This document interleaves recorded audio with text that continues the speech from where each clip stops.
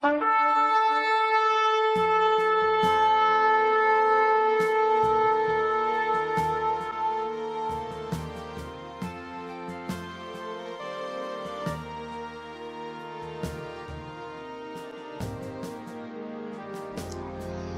continue in 2 Kings chapter 6 from verse 8 until the end, I think. Then the king of Syria warred against Israel and took counsel with his servants, saying, "In such and such a place shall be my camp." And the man of God sent unto the king of Israel, saying, "Beware that thou pass not such and such a place, for thither the Syrians are come down." And the king of Israel sent to the place which the man of God told him and warned him of, and saved himself there, not once nor twice. Therefore the heart of the king of Syria was sore troubled for this thing, and he called his servants and said unto them, "Will you not shew me which of us is for the king of Israel?" And one of his servants said, "None, my lord, O king, but Elisha, the prophet that is in Israel, telleth the king of Israel the words that thou speakest in thy bedchamber." And he said, "Go and spy where he is, that I may send and fetch him." And it was told him, saying, "Behold, he is in Dothan." Therefore sent he thither horses and chariots and a great host, and they came by night, and compassed the city about. And when the servant of the man of God was risen early and gone forth, behold, a host compassed the city both with horses and chariots. And his servant said unto him, "Alas, my master, how shall we do?" And he answered, "Fear not, for they that be with us are more than they that be with them." And Elisha prayed, and said, "Lord, I pray thee, open his eyes, that he may see." And the Lord opened the eyes of the young man, and he saw, and behold, the mountain was full of horses and chariots of fire round about Elisha. And when they came down to him, Elisha prayed unto the Lord, and said, "Smite this people, I pray thee, with blindness." And he smote them with blindness, according to the word of Elisha. And Elisha said unto them, "This is not the way, neither is this the city. Follow me, and I will bring you to the man whom you seek." But he led them to Samaria. And it came to pass, when they were come into Samaria, that Elisha said, "Lord, open the eyes of these men, that they may see." And the Lord opened their eyes, and they saw, and behold, they were in the midst of Samaria. And the king of Israel said unto Elisha, when he saw them, "My father, shall I smite them? Shall I smite them?" And he answered, "Thou shalt not smite them. Wouldest thou smite those whom thou hast taken captive with thy sword and with thy bow? Set bread and water before them, that they may eat and drink, and go to their master." And he prepared great provision for them. And when they had eaten and drunk, he sent them away. And they went to their master. So the bands of Syria came no more into the land of Israel.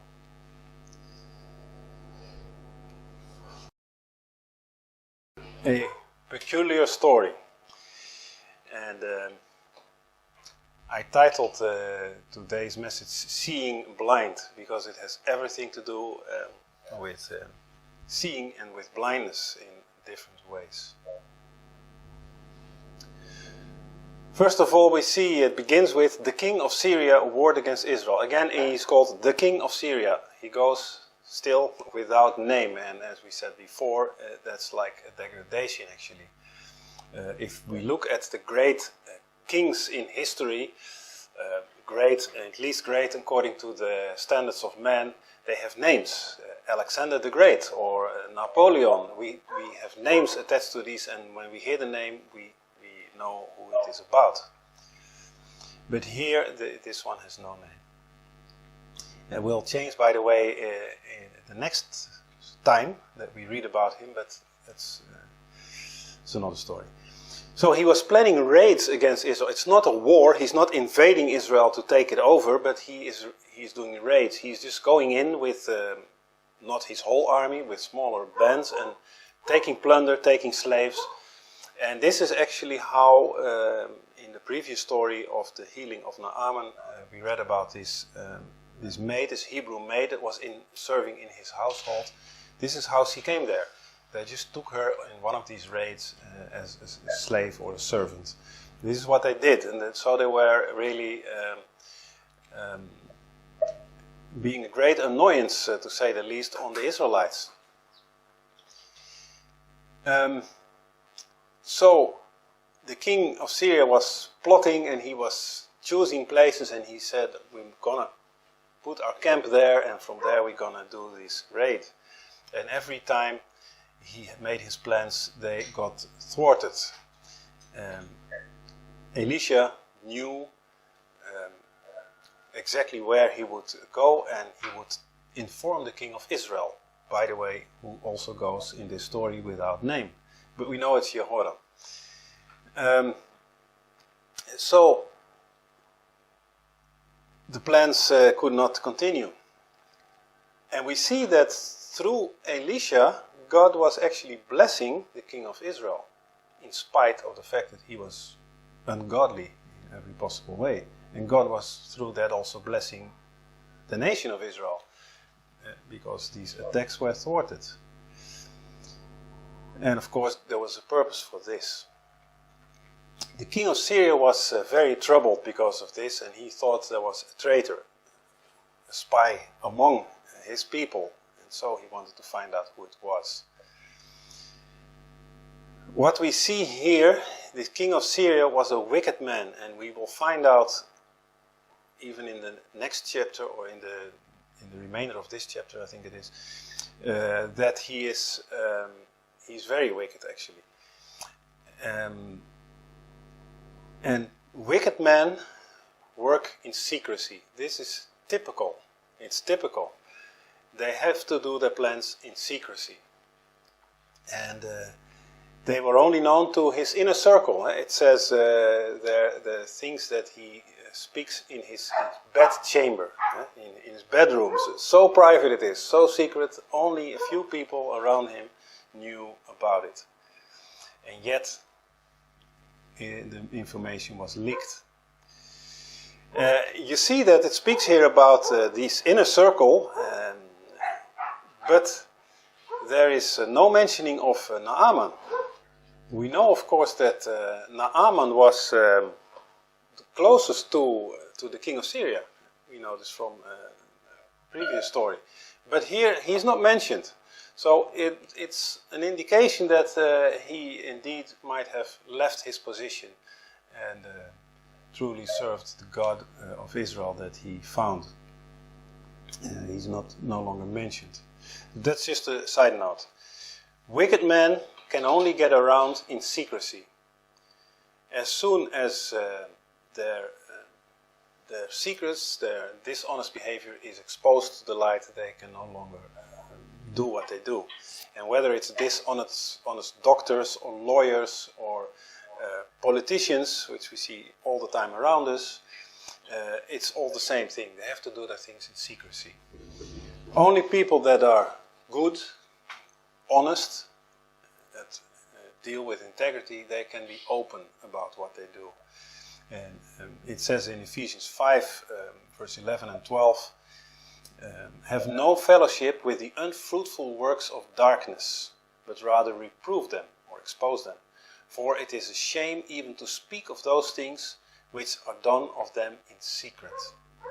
So you see, it's works of darkness, dark where you cannot see, and it is done in secret. These are the unfruitful works that evil men do. But all things that are reproved are made manifest by the light. For whatsoever doth make manifest is light.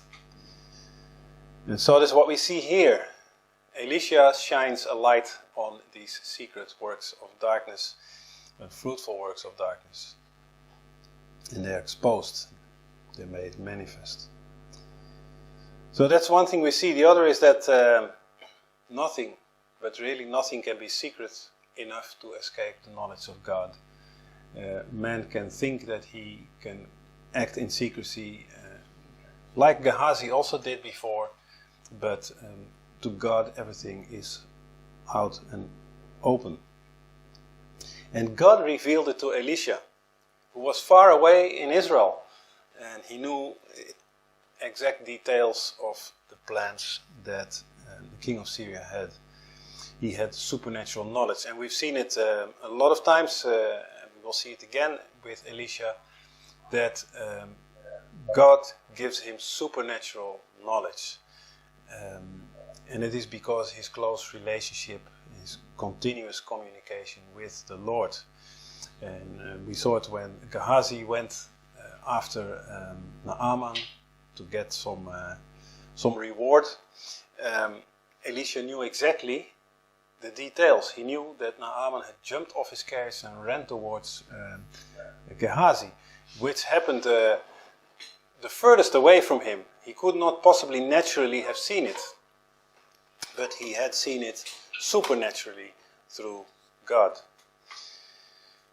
So nothing escapes the knowledge of God. And then we see that when the secrets of a wicked man are revealed, it frustrates his plans. It frustrates his plans greatly. He cannot do what he plans to do. And that's what happens here. And so now the king of Syria wants to get rid of Elisha. It's an interesting thing to see that when the king of Syria finds out that the information is known to Elisha, he doesn't apparently consider how Elisha can know this, if no one tells him this from his inner circle. He doesn't understand that God is actually revealing this, that God is in between. He only sees Elisha, the man, as his enemy, and if he gets rid of Elisha, then his problem is solved. And so this is what he's going to do. He's going after Elisha. And again, he sends a host after him. Again, there's no mentioning of Naaman, which would be the logical one to lead that party, certainly since he knew Elisha already. And so they go to the city of Dothan. I marked it in this map, so that we have an idea where it is, in the middle of Israel. And that's where Elisha was at that time. And then it's Elisha's servant who is the first one to see this enormous group surrounding the town. And it is not Gehazi.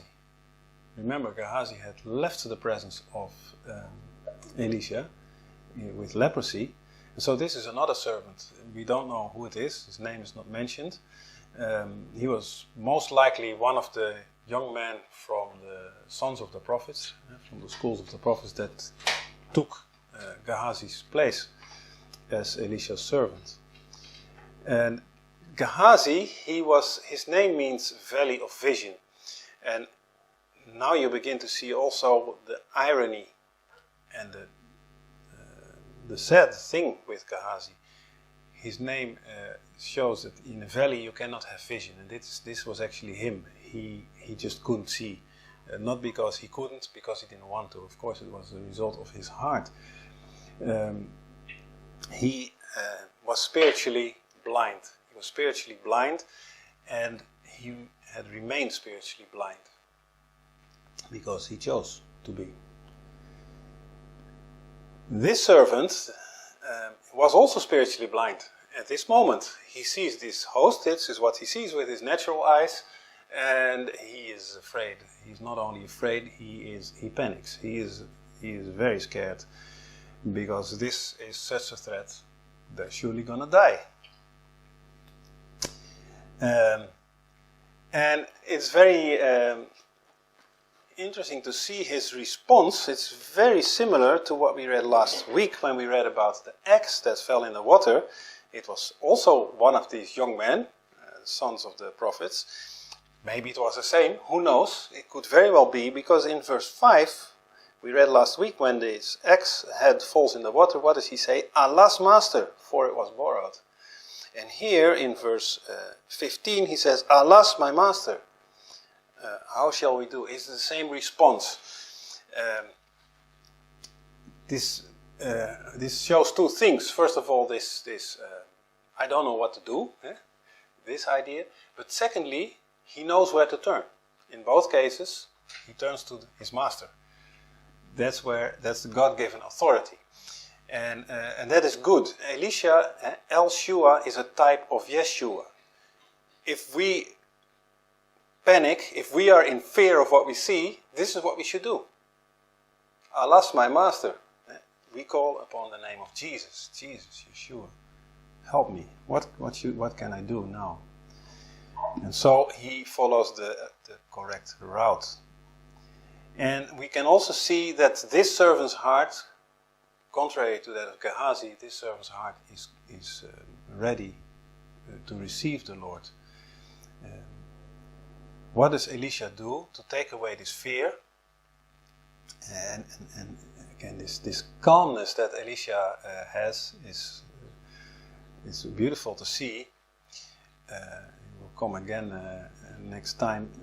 He does not go in this spirit of fear. Oh, what? Yes, well, we have to see. We have to do something. No, he simply points this young man to what he himself had been seeing all along. In verse 16, he says, "Fear not, for they that be with us are more than they that be with them." And he could see it, but this young man could not see it. And if you read these words, you have to most likely, like me, think of what's written in John 4, verse 4, where John writes, "Because greater is he that is in you than he that is in the world." It's almost the same, eh? Which shows that what happened there, it is just as true today for us. When we see a fearful threat and we don't know what to do, first of all we call upon the Lord, but secondly we can know that he that is in us is greater than he that is in the world. Whatever we see, God is greater. But Elisha goes a step further. He doesn't just say this and then the young man just has to believe it, which I'm sure he did believe it.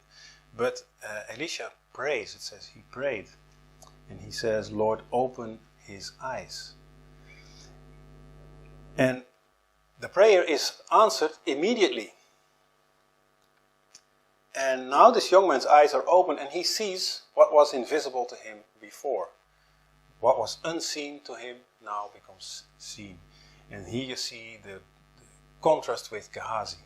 Gehazi, the valley of vision, he remained blind, spiritually blind, totally blind, until the very end.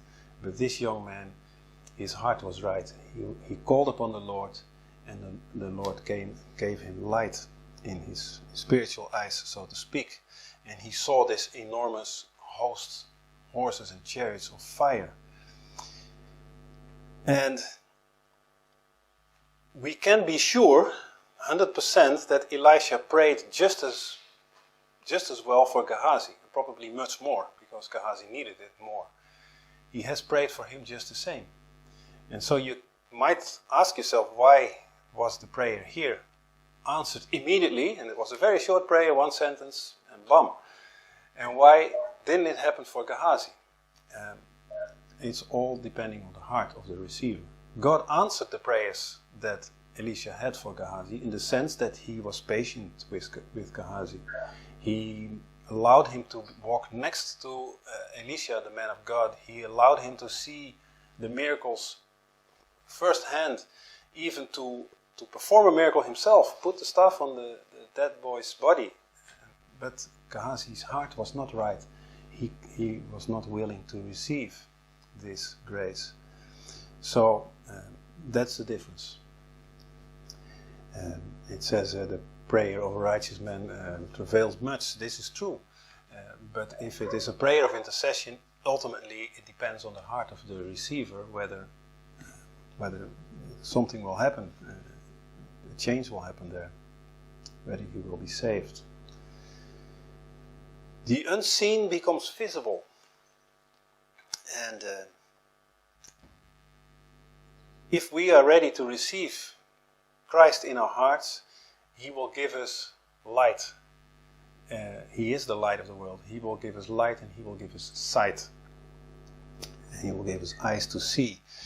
I have in different instances compared this event here with this unseen host of the Lord with what happened to the shepherds that were abiding in the field in the night that Jesus was born. In Luke 2, verse 13, it says, and suddenly there was with the angel a multitude of the heavenly host praising God. It's a very similar event. These shepherds are there in this dark night. Okay, they get this angel. This is, of course, already a big thing that happens. But then suddenly they see this massive host of angels. And after they praise God, they also disappear suddenly. And just like here, I don't think they appear and disappear. The point is that the shepherds, and here this servant, gets the spiritual eyes to see it. They were already there. In this case, Elisha he knew already, he said it already. So they were there, but he just didn't see them before. And this is very true with us. There is this whole unseen world that we don't see, but it's there. And sometimes God allows us to get a glimpse of it. There is a similar thing also when Saul gets visited by Jesus on his way to Damascus in Acts chapter 9.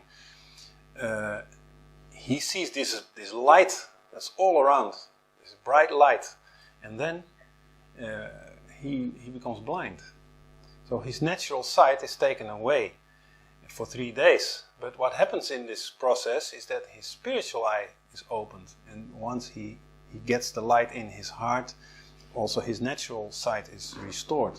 But there is this dynamic between natural sight and spiritual sight, and it is actually for us mostly so that our natural sight causes us to be spiritually blind. We are overwhelmed or tempted or whatever by what we see with our natural eyes, and then we forget the spiritual. What we see, that this whole host is there present, this host of God. God is there to protect his people, in spite, by the way, of godless leadership. God was there, and he had a plan. What we also see, as I already mentioned, there is another world. It's not only this world that we see, but there is another world that we live in also right now. And actually the greatest forces and the greatest powers are in that unseen world, that which is naturally unseen to us. And Scripture speaks about this in many instances. And it's something that unfortunately we forget too often. We respond only to the natural, to what we see with our eyes, and we forget that there is a supernatural world, an unseen world. It applies both to the good and the bad. All the heavens. So also the demonic realm, it's unseen world, but it's there and it's powerful. And even so, sometimes God allows us to get a glimpse of it, so that we waken up to this reality. Of which Paul wrote, we wrestle not against flesh and blood. And this is the thing: the real battle is spiritual. The real battle is in the unseen world. And that is also, when we forget about that, we lose the battle. Because we're fighting the wrong things. We are actually fighting the shadows that we see in the natural world. It's the shadow of the spiritual world, you can say.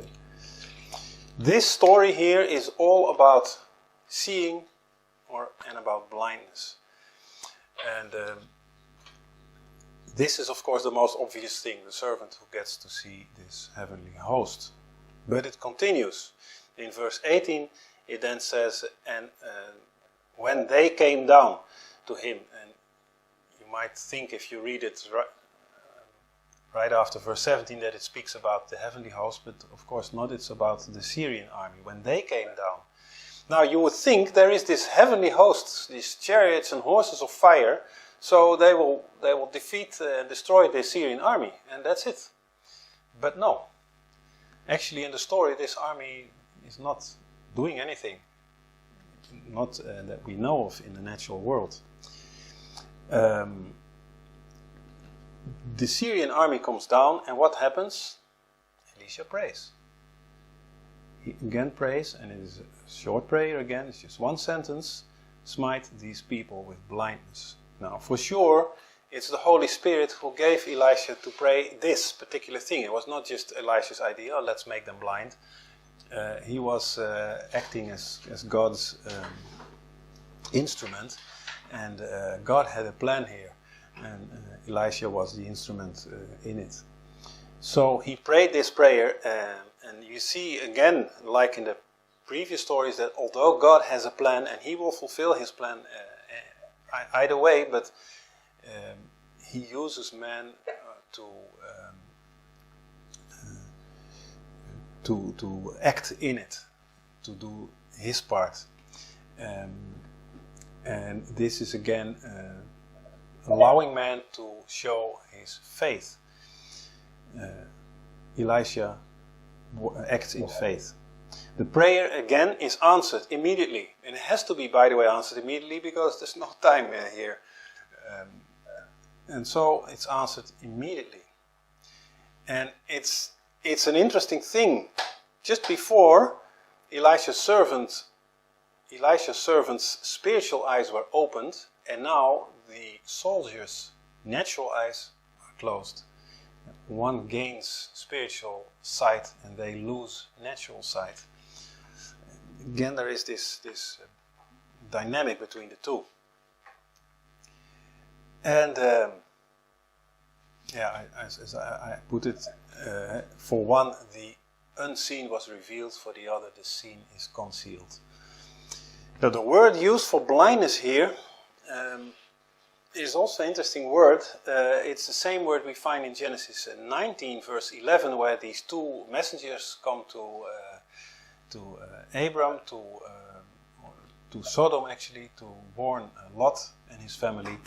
We see that all these men go and they want to go after them. And so it says in Genesis 19 verse 11, and they smote the men that were at the door of the house with blindness, both small and great, so that they wearied themselves to find the door. And this word blindness is the same word, it's sanver. And it is indeed literally sudden blindness. It's sudden, it's not the blindness that you're born with, but it's a sudden blindness. It's also confusion, it's also dazement of mind. So it's this confusion is very much part of the idea, the meaning of this word, this dazedness. And to get an idea of what this word actually means, Isaiah 59 verse 10 is a good verse to describe this. It says there, we grope for the wall like the blind, and we grope as if we had no eyes. We stumble at noonday as in the night, and we are in desolate places as dead men. You see this despair, this being unable to find your way. But look at the words, we grope for the wall like the blind. Not that we are, but we are like the blind. And we grope as if we had no eyes. We have eyes, but it is as if we don't. And we stumble at noonday as if it is night. It's not night, but it's as if. We are in desolate places as dead men. We are not dead men, but it is as dead men. So this is the idea. Now this blindness here of the Syrians might or might not be full blindness that they could really not see anything, but in any case it was this. They were totally confused. They could not understand where they were, what they were doing, where they were going, etc. This confusion is really part of what they experienced. And so being in this state, Elisha guides them to Samaria in verse 19. And that is of course the place from where the king rules, Jehoram, the king of Israel. And then when they are there, Elisha prays once more. And again the prayer is answered immediately.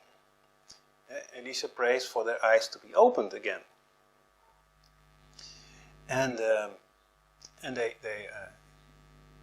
they can see again, the confusion is gone, and to their great horror, they are in the midst of Samaria, in the hands and at the mercy of the king of Israel. They realize that they're in a very bad position. So, what we have to note here is the power of prayer.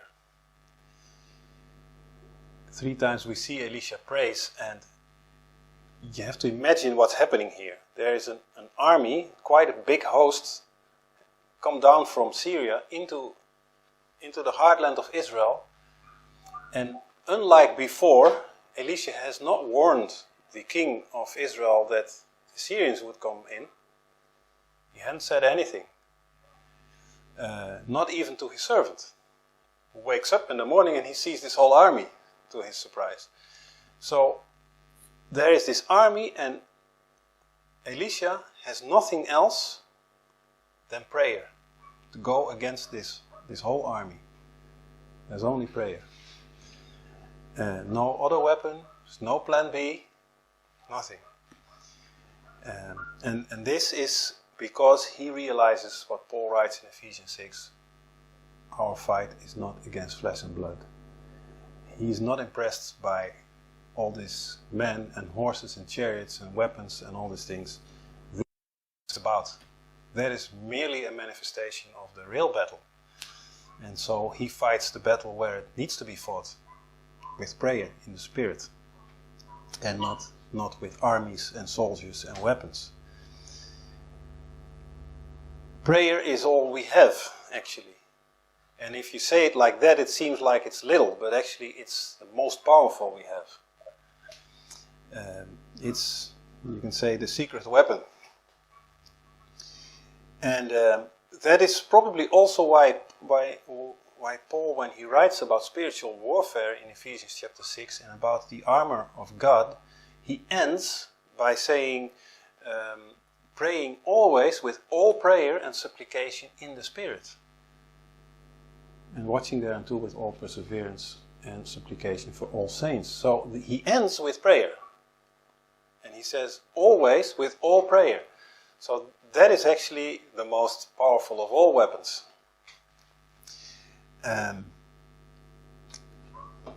So that's what we see here. Elisha did not count on anything else than that. He had a perfect relationship, you can say. He was foreshadowing, of course, the perfect relationship between God the Father and Jesus the Son. So in that he had this perfect relationship with God, and he knew how to act. He trusted on his prayers for himself, for his own safety, but also for that of the entire nation. And what we have to realize also, that's why we have what Paul wrote in his epistle to the Ephesians, prayer today is exactly as powerful as it was back then. When we read this story here, we can think, wow, this was epic, but it's just the same today. The spiritual battle is just the same today. The heavenly host of chariots and horses of fire is just the same today, but also the enemy with his minions and dark forces is the same today. Nothing has changed. And so the weapon we have, prayer, is also the same today. And that's something we really have to realize. It depends, of course, on our heart, whether we will see it, like this servant of Elisha, or we will be defeated, like Gehazi, who went with what he saw with his natural eyes, and he just ignored, basically, all the acts that God was doing around him to show him his presence and his power. And then you lose. So that's the situation. Now the host of the king of Syria, that was just before compassing the town of Dothan, now they were compassed themselves. And they had become what they call sitting ducks in the midst of enemy territory. could not be in a worse place. And they were at the mercy of the king of Israel. Now the king of Israel had not been involved in this whole situation so far. He must have been very surprised to see Elisha come marching into his area with the Syrian army. I mean, think of it, it's crazy.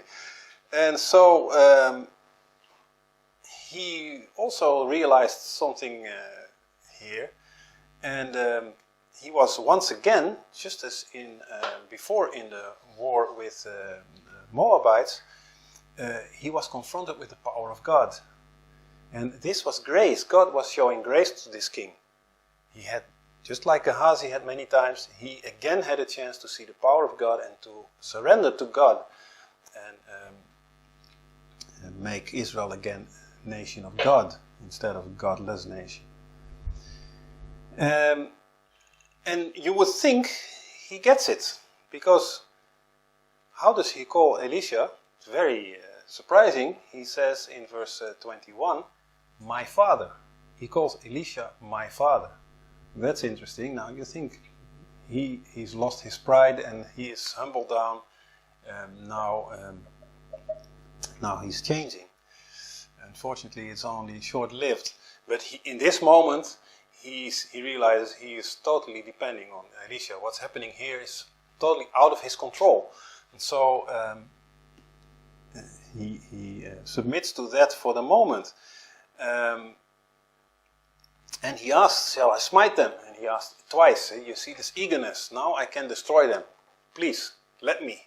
That's basically what he says. And it's interesting that he asks, but again, this is his dependency on this situation, not being in control. And what does the prophet say? What is the advice that he gives? Does he say, yeah, destroy them? Smite them? No. God is not like that. Many people think that the Bible is divided into two, and we have a God of the Old Testament and a God of the New Testament. And the God of the Old Testament is this violent God who destroys whole nations and tribes and kills men, women, children, and the animals. That's not true. If that was so, here he would also said, smite them. That is absolutely not the case. Again, we have to see the difference between the Nephilim tribes that are Satan's produce and the nations in general that are from God. In Genesis 10 we see the table of nations, the 70 nations that God established after the flood, and they are all purposed to be saved, all of them, not only Israel or whoever. So remember also that Abram was from Assyria. It was not called that at that time, but it's from the same area. It's actually what today is Iraq, I think it's Babylon or Chaldeans. But that's where he came from.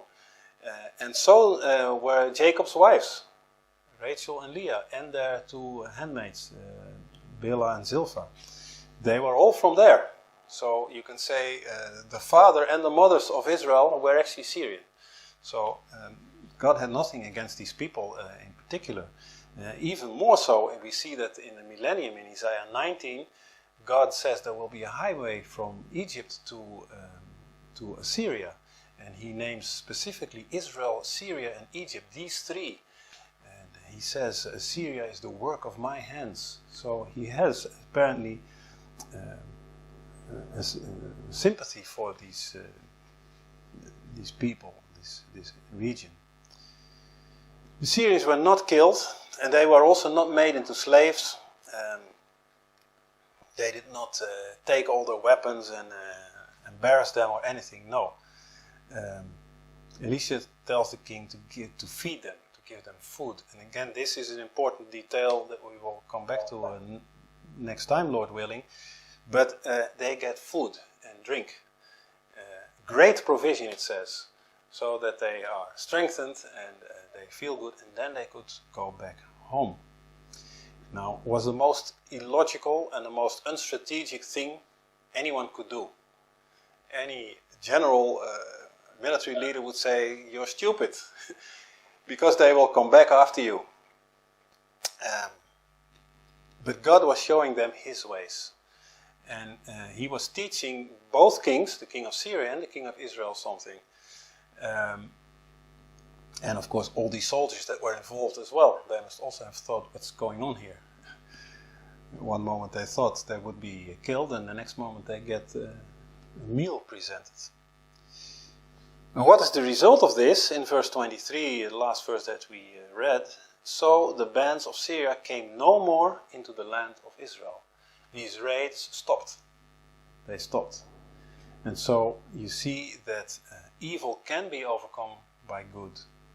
And if you talk about men, evil men, the best victory you can have over evil men is that they become your friends and they become saved. That is victory. Evil itself, of course, will not disappear as long as Satan exists. There's nothing we can do to change that. But we know that also this battle is already fought and won. These raids are over. The battle is not over. We will see next time that Syrians will attack Israel again. But this battle, these raids, this is won. So all of this story is about sight and about blindness, spiritual and natural. And unfortunately, the common state of man is that he has natural sight and he has spiritual blindness. And we have to learn to see spiritually.